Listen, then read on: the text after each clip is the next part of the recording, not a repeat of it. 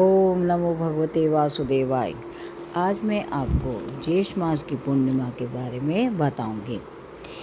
सनातन धर्म में पूर्णिमा तिथि को अत्यंत पवित्र माना जाता है। कहा जाता है कि ज्येष्ठ मास में आने वाली पूर्णिमा के दिन स्नान, जप, तप, व्रत, पूजा और दान करने से मनुष्य को पुण्य की प्राप्ति होती है। जीवन की में सुख, समृद्धि और मानसिक शांति मिलती है। इस बार ज्येष्ठ पूर्णिमा 29 जून को मनाई जाएगी।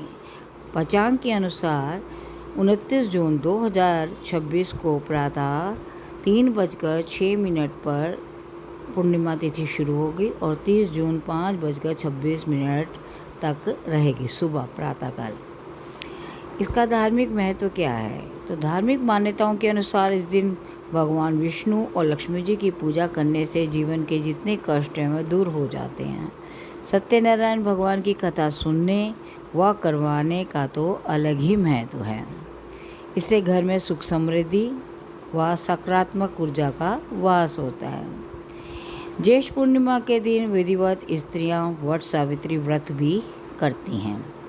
यह व्रत अखंड सौभाग्य और पति की लंबी आयु के लिए किया जाता है। प्रातः स्नान करने के बाद महिलाएं स्वच्छ वस्त्र धारण कर श्रृंगार करती हैं और व्रत का संकल्प करती हैं। बाद में वट वृक्ष के पास जाकर विधिवत पूजा करती हैं। उसकी जड़ में पुष्प, अक्षत और मीठा जल अर्पित करती हैं। कहा जाता है कि वट वृक्ष में ब्रह्मा, विष्णु और महेश तीनों का वास होता है।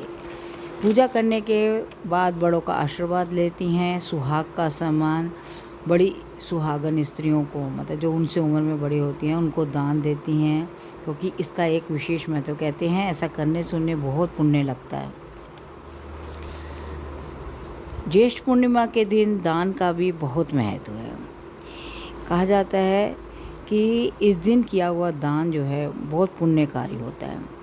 दीनहीन, असहाय, निर्धन और ज़रूरतमंद लोगों की सहायता करने से विष्णु हरि और लक्ष्मी जी की कृपा मिलती है।